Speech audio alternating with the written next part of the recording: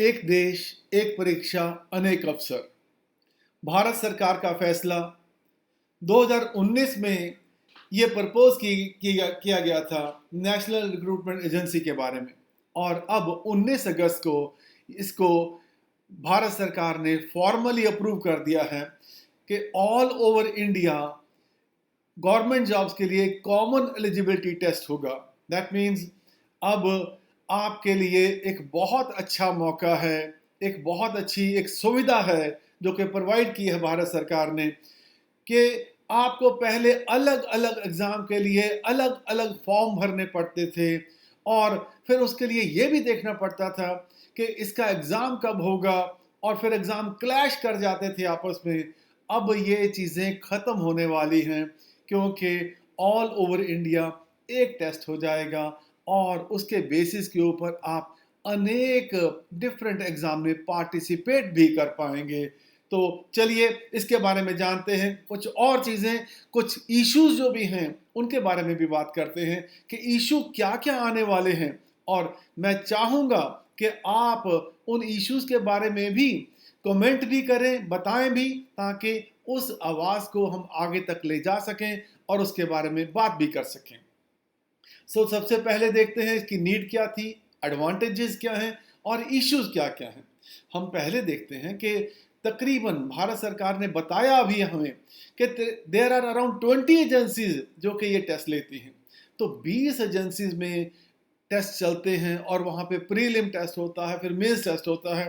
That means आप 20 जगह पहले फॉर्म अप्लाई करते हैं, और फिर कई बार ऐसा भी होता है कि पता ही नहीं लगता कि कौन सा एग्ज़ाम निकला है, कौन सा एग्ज़ाम नहीं निकला है। तो वो सब चीज़ें ख़त्म हो जाएंगी। अब ऑल इंडिया लेवल पे एक नेशनल रिक्रूटमेंट एजेंसी, वहीं पे आप लॉगिन करेंगे और वहीं पे आप जो है सारे फॉर्म को अप्लाई कर सकेंगे। परंतु अभी for the time being this is being applied to 3 main agencies, that is for Staff Selection Commission, Railway Recruitment Board and IBPS। तो यहाँ पे हमें ये जानना भी ज़रूरी है कि दैस नेशनल रिक्रूटमेंट एजेंसी जो है, this will be taking exams for the non technical post and also for, you can say, class B and class C category vacancies only. यहाँ पे ए क्लास और जो बाकी वाली है उसकी रिक्रूटमेंट यहाँ से नहीं होगी। This will take care of non gazetted vacancies, B category and C category jobs, उसके लिए ये रिक्रूटमेंट प्रोसेस इनिशिएट किया गया है।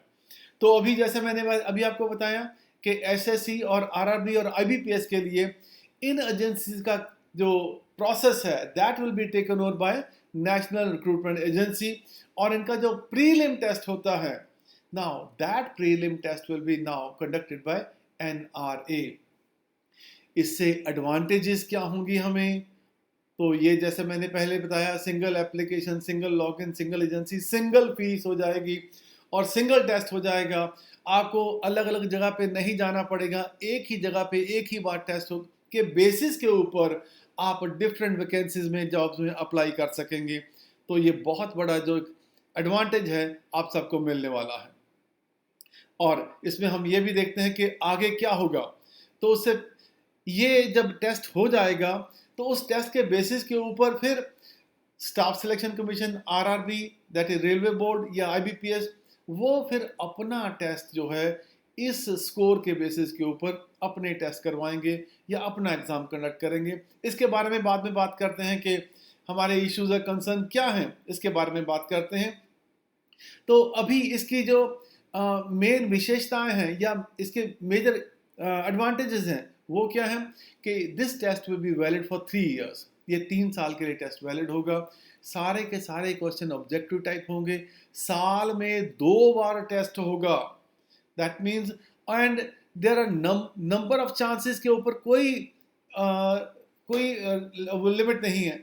जब तक आपकी एज अलाउ करती है, you can take this particular test also. और because the result is valid for 3 years, तो इसका भी बहुत बड़ा एडवांटेज है। और दूसरी बात क्या है कि ये साल में 2 बार टेस्ट होगा। ग्रेजुएट्स के लिए अलग से टेस्ट होगा, +2 वालों के लिए, हायर सेकेंडरी वालों के लिए अलग से टेस्ट होगा, मैट्रिकुलेट्स वालों के लिए अलग से टेस्ट होगा।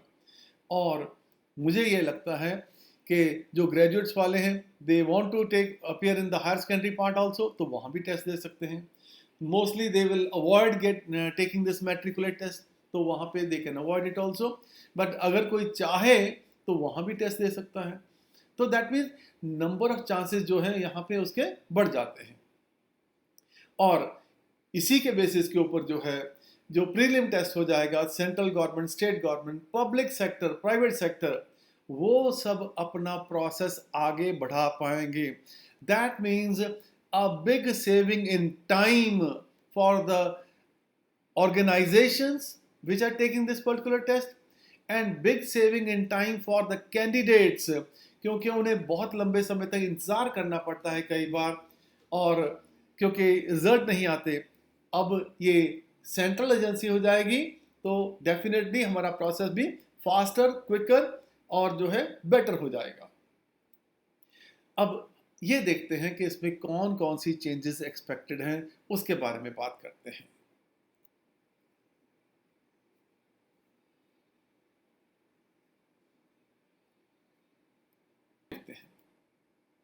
पहले तो ये समझें कि हमारा प्रेजेंट सिस्टम क्या है। आज की तारीख में हम देखते हैं कि जो हमारा प्रेजेंट सिस्टम है, दैट इज एसएससी का, रेलवे का और आईबीपीएस का। वो रीजनिंग, ये बेसिकली 4 ही सब्जेक्ट हैं। That is, 1 is reasoning, second is general awareness, third is quantitative aptitude, and the fourth is English comprehension. और ये भी देखते हैं कि एसएससी में तकरीबन 25 क्वेश्चन आते हैं, और जनरल अवेयरनेस में जो है वो भी 25 क्वेश्चन हैं। तो यहाँ पे ऑल टॉपिक्स में जो है 25-25 क्वेश्चन है, जो कि प्रीलिम एग्जाम में आते हैं। रेलवे में 30 क्वेश्चन है रीजनिंग के, 40 हैं जनरल अवेयरनेस के, क्वांट के 30 हैं, इंग्लिश का कोई क्वेश्चन नहीं है।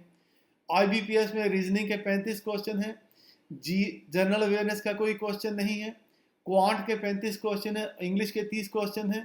तो total number of questions all 3 exams में 100 हैं। और जो टोटल मार्क्स है यहाँ पे एसएससी के, क्योंकि हर क्वेश्चन 2-2 नंबर का है, तो ये 200 नंबर का पेपर है, और ये 100 नंबर के पेपर हैं। So at present this is the system. अब आगे क्या होने वाला है और उसमें क्या क्या चेंजेस आएंगी, अभी उसके बारे में अनसर्टेनिटी है। थोड़ी देर बाद चीज़ें क्लियर हो जाएंगी, तब पता लगेगा। पर कुछ चीज़ें जो हैं, दैट इज़ कि कुछ चीज़ें तो बदलने ही वाली हैं। वो कैसे कि आज की तारीख में हम देखते हैं कि बैंकिंग के प्रीलिम एग्ज़ाम में जीएस नहीं है, ठीक है।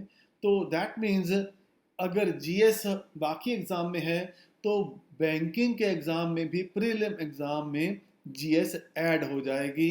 That is expected to be the big change. Big change is expected in the banking examination. और इसके साथ साथ हम ये भी देखते हैं another change that is expected. आज की डेट में बैंकिंग में जितने भी क्वेश्चन आते हैं वो करंट अफेयर बेस्ड क्वेश्चन होते हैं। या तो करंट अफेयर बेस्ड क्वेश्चन होते हैं, और ये भी बेसिकली फाइनल में आते हैं, मेंस एग्जाम में आते हैं। और सेकेंडली जो क्वेश्चन आते हैं, that is about the financial awareness. Financial awareness के बारे में क्वेश्चन है। अब ये देखना पड़ेगा कि जीएस प्रीलिम एग्जाम्स के पार्ट होंगे कि मेंस के पार्ट के एग्जाम होंगे। अगर प्रीलिम सबका इकट्ठा होना है, तो क्योंकि एसएससी में और रेलवे में GS means complete history, geography, economy, polity and science. तो दैट मीन्स बैंकिंग में पहले ये सब्जेक्ट के क्वेश्चन नहीं आते थे, परंतु अगर ये एसएससी वाला पैटर्न अडॉप्ट किया गया, तो इसका मतलब ये है कि अब बैंकिंग में भी ये क्वेश्चन ऐड हो जाएंगे। So that is the big change that is going to happen in the banking exams. अब हमारे इसमें कुछ सवाल, जो मन में कुछ सवाल आते हैं, आपके मन में भी कुछ ना कुछ सवाल होंगे, और मैं चाहूँगा कि आप अपने कमेंट्स भी लिखें और बताएं कि आपको क्या लगता है कि इससे क्या फ़ायदा होने वाला है, या क्या आपको एडवांटेज होने वाली है, या क्या मुश्किलें आ सकती हैं आपको, इसके बारे में भी बताएंगे, तो आपकी आवाज़ को हम आगे ले जाने में हमें मदद मिलेगी। जैसा कि अभी एमपी गवर्नमेंट ने कहा है कि that is going to the first state, MP government ने कहा है कि हम जो टेस्ट हैं that is we are going to take on, कि स्टेट गवर्नमेंट जो है that is going to follow NRA. So Madhya Pradesh state is going to the first state which is going to follow NRA. पर कौन कौन से exams के लिए NRA follow करेंगे? क्यों? क्योंकि you must know one thing कि this is all for non technical post, this is all for non technical post. Technical post के लिए परहैप्स जो एजेंसीज हैं अपने अपने लेवल की वही एग्ज़ाम करेंगी। अभी इसके बारे में बहुत सारी इंफॉर्मेशन आएगी, तब पता लगेगा फाइनल क्या होगा। और अब यहाँ पे एक सवाल और आता है, जैसा कि मैंने आपको पहले ऊपर बताया, एनआरए प्रीलिम टेस्ट लेगा, और प्रीलिम टेस्ट के बेसिस के ऊपर respective agencies SSC, railway recruitment board, IBPS students की सिलेक्शन करके और उसके बाद फिर दोबारा से मेंस एग्जामिनेशन लेगा, जैसा कि वो पहले लेते हैं। अब यहाँ पे कुछ सवाल मन में आते हैं। वो सवाल क्या है कि चाहे वो रेलवे हो, चाहे वो एसएससी हो, चाहे वो आईबीपीएस हो, उनके एग्जाम का पैटर्न क्या है? और देखते हैं कि बेसिकली ओवरऑल यही चार चीजें हैं जिन चीजों का टेस्ट होता है। दैट इज क्वांटिटेटिव एप्टीट्यूड, या आपका रीजनिंग, या इंग्लिश, या जनरल स्टडीज। और मैं आपके सामने ये भी दिखा रहा हूं आपको मैं कि एसएससी में बेसिकली जो मेंस एग्जामिनेशन है वहां पे सिर्फ क्वांट और इंग्लिश का टेस्ट होता है, और रेलवे में रीजनिंग का 35 क्वेश्चन, जीएस के 50 क्वेश्चन, क्वांट के 35 क्वेश्चन, इंग्लिश का टेस्ट ना प्रीलिम में है ना मेंस में है, और total number of question is 120। और आईबीपीएस में यहाँ पे 45 क्वेश्चन जो है रीजनिंग के हैं, 40 क्वेश्चन जीएस के हैं, जीए के हैं, that is financial awareness add हो जाती है यहाँ पे। क्वांट में यहाँ पे बेसिकली डीआई है, यहाँ पे अगर माने तो यहाँ पे बेसिकली डीआई ऐड हो जाती है। और इंग्लिश में 35 क्वेश्चन है, तो number of question in IBPS is 155, railway में 120, और एसएससी में 300 क्वेश्चन है। टोटल मार्क्स एसएससी में 400 हैं, रेलवे में 120 हैं, आईबीपीएस में 200 क्वेश्चन हैं। और उसके बाद डिस्क्रिप्टिव टेस्ट भी है, आईबीपीएस में भी है और एसएससी में भी है।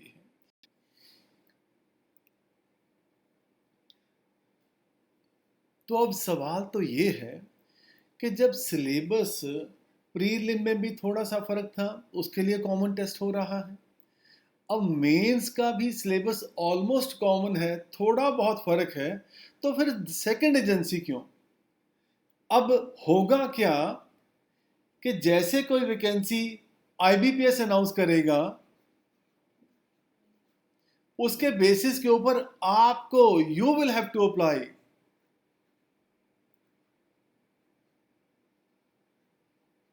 आपको अप्लाई करना पड़ेगा। अगर आप एक पर्टिकुलर मेरिट में आते हैं तो आपका मेंस का टेस्ट होगा, अदरवाइज आपका मेंस का टेस्ट नहीं होगा। लेटर से आईबीपीएस कहता है कि मेरे पास 1000 वैकेंसी है और उसके लिए मैं 10 टाइम कैंडिडेट बुला रहा हूं, तो दैट मीन्स आप अभी जो एनआरए में पहले 10,000 कैंडिडेट्स हैं, they will be eligible to apply for this particular exam. अब इसमें से ये भी पॉसिबल है कि 500 लोग अप्लाई ना करें, या 1000 लोग अप्लाई न करें तो फिर क्या दोबारा से एप्लीकेशन मंगवाई जाएंगी? ये भी एक इशू है यहाँ पे। इसीलिए ये मुश्किलें आने वाली हैं। और जैसा कि मैंने अभी आपको कहा कि ये जो सिलेबस है सबका, तो ये कॉमन है। अगर कॉमन सिलेबस है, ऑलमोस्ट कॉमन सिलेबस है, तो फिर सेकंड एजेंसी की ज़रूरत क्या है? जैसा कि मैंने पहली स्लाइड में आपने देखा कि रीजनिंग, जीएस, क्वांट या डीआई और इंग्लिश, बेसिकली ये चारों टेस्ट हैं, सबके सब एग्जाम में हैं। रेलवे में इंग्लिश नहीं है, कि ना प्रीलिम में है ना मेंस में है। और इधर एसएससी में हम देखते हैं कि इंग्लिश का बहुत ज़्यादा वेटेज है, और इंग्लिश का वेटेज जो है आईबीपीएस में भी है। अब यहाँ पे प्रीलिम के एग्ज़ाम में इंग्लिश रहेगी कि नहीं रहेगी, क्योंकि रेलवे में है नहीं पहले ये, और आज की तारीख में गवर्नमेंट का कोई ना कोई एक झुकाव जो है that is toward the regional languages also, या हमारी national language, nationally official language Hindi है, उसके ऊपर है। तो क्या ये टेस्ट हिंदी में हो जाएंगे, इसके ऊपर भी देखना पड़ेगा। हिंदी में कर नहीं पाएंगे क्योंकि सदर्न स्टेट्स का वहाँ पे इशू आ जाएगा, they are not willing to take the exam in any other language. तो अभी that means there are lot of questions which will have to be answered before we finally come on to this particular board. और जैसा कि मैंने पहले का भी आपको कहा कि ये दूसरी एजेंसीज की ज़रूरत क्या पड़ गई, तो यहीं पे अगर एनआरए ने प्रीलिम टेस्ट कर लिया और जो सेकंड टेस्ट है वो भी ऑलमोस्ट कॉमन तरीके का है, तो फिर वहीं पे टेस्ट क्यों ना हो जाए, और उसी टेस्ट के बेसिस के ऊपर जो है फिर अलग अलग जो डिपार्टमेंट्स हैं they can recruit the candidates also. तो दैट इज़ माय फर्स्ट एक क्वेरी है, और मुझे आपके जवाब जो है उसका इंतज़ार रहेगा कि आपकी इसके बारे में क्या ओपिनियन है। मुझे लिख के ज़रूर भेजिएगा, कमेंट बॉक्स में लिखिएगा, ताकि हम इस चीज़ को साझा कर सकें और आगे तक बात को पहुंचा सकें। दूसरी बात, नाउ अभी पहला मकसद ये था मल्टीपल एग्ज़ाम, वो ख़त्म हो गया। साल में एक एग्ज़ाम देना पड़ेगा साल में, परंतु this is also a fact, ये भी एक फैक्ट है कि every candidate will like to improve his number. Every candidate will like to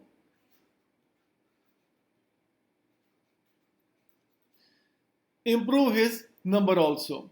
और क्योंकि साल में 2 एग्जाम होने हैं, तो वो कोशिश करेगा कि वो बोथ एग्जाम दे, दोनों को दोनों एग्जाम दे। और क्योंकि 3 साल के वो एग्जाम कभी भी दे सकता है, इसलिए वो ये भी कोशिश करेगा कि वो हर एग्ज़ाम दे। अगर पहली बार मेरे 100 में से 50 नंबर आए हैं, तो मेरा मौका बनता है और मुझे एक चांस मिलता है कि अगली बार मेरे 55 नंबर आ जाएं या मेरे 60 नंबर आ जाएं, क्योंकि हर कोई तैयारी कर रहा है और कंपटीशन बहुत ज़्यादा है। तो ये मल्टीपल चांसेस वाला काम मुझे लगता है कि ये ख़त्म होने वाला नहीं है, ये बढ़ता ही रहेगा, कम नहीं होगा। फिर कहीं ना कहीं कोर्ट केसेस जो हैं वो बहुत फंस जाते हैं। अभी मैं देख रहा था कि पंजाब में एक एग्ज़ाम हुआ और वो बहुत देर से हाई कोर्ट में अटका हुआ है।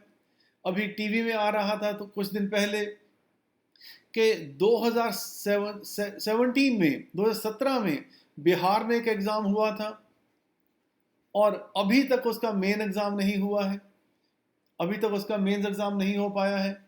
Now that's are major impediments. क्या ये चीज़ें रुक पाएंगी? मुझे तो ये लगता है कि ये चीज़ें बढ़ सकती हैं। एक छोटी सी एग्जांपल लेते हैं, ठीक है। लेट अस से कि आईबीपीएस ने अनाउंस कर दिया कि उन्होंने कैंडिडेट्स जो हैं उन्होंने 1000 कैंडिडेट लेने हैं, लेट अस से 1000 कैंडिडेट लेने हैं, और उसके लिए 10,000 कैंडिडेट हैं उन्होंने अप्लाई करना है। अभी इन द मीन टाइम क्या है कि एनआरए का पहला रिजल्ट निकल चुका है, दूसरा रिजल्ट अभी आना बाकी है, और वो रिजल्ट अभी इसके बाद आया, जब उसकी अनाउंसमेंट हुई आईबीपीएस की, उसके बाद आया, और उसमें आपके नंबर जो हैं, पहले आपके 50 नंबर थे, अब आपके नंबर 52 हो गए। नाउ अब आप चाहेंगे कि मेरे जो 52 नंबर हैं दे शुड बी काउंटेड, ठीक है, और कोई और कैंडिडेट कहेगा नहीं जी, इनके नंबर तो as on the date of announcement 50 थे, वो होने चाहिए। दैट मीन्स अभी यहाँ पे कोर्ट केसेस का कहीं ना कहीं फिर झगड़ा शुरू हो सकता है, और यहाँ पे कहीं ना कहीं अड़चने आ सकती हैं। इन चीज़ों की क्लैरिफिकेशन भी अभी होनी बाकी है। और सबसे बड़ी बात मुझे लगती है, ठीक है, स्टैंडर्डाइजेशन। स्टैंडर्डाइजेशन कैसे होगी? मैंने देखा है कि जैसे जीएस का पेपर होता है हमारा, ठीक है, तो जीएस के पेपर में हम देखते हैं, जीएस का पेपर, मैं तो ये मान के चलता हूं this is paper of only probability.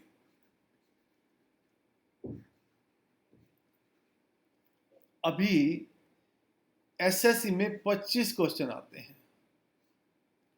25 question कहां कहां से एक्सपेक्टेड, क्या कहां कहां से हैं? एंशियंट हिस्ट्री, मेडिवियल हिस्ट्री, फिर उसके बाद मॉडर्न हिस्ट्री, फिर उसके बाद ज्योग्राफी, फिर उसके बाद पॉलिटी, फिर उसके बाद इकोनॉमी, फिर उसके बाद वर्ल्ड सिचुएशंस या वर्ल्ड पॉलिटी, वर्ल्ड ज्योग्राफी, फिर उसके बाद current affairs.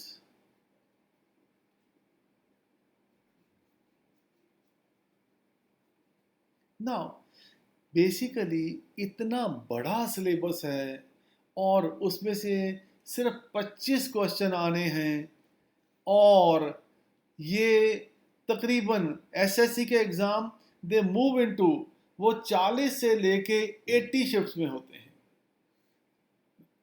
That means this is a lot of chance of variability, probability also.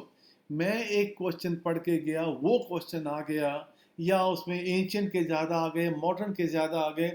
क्यों? क्योंकि इतने बड़े सिलेबस में से, और उसमें से जो क्वेश्चन डाले जा रहे हैं ना, इसकी एडवांटेज क्या है, इसकी यूजफुलनेस क्या है? मुझे तो इसकी no usefulness, I can say with guarantee कि इसकी no usefulness.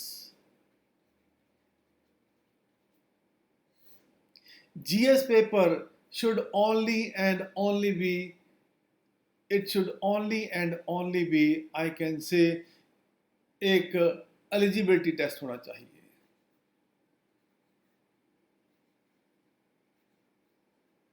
This should be only eligibility test. क्यों? क्योंकि it is not a question of your merit, it is not a test of, it is not a test of merit, not a test of merit.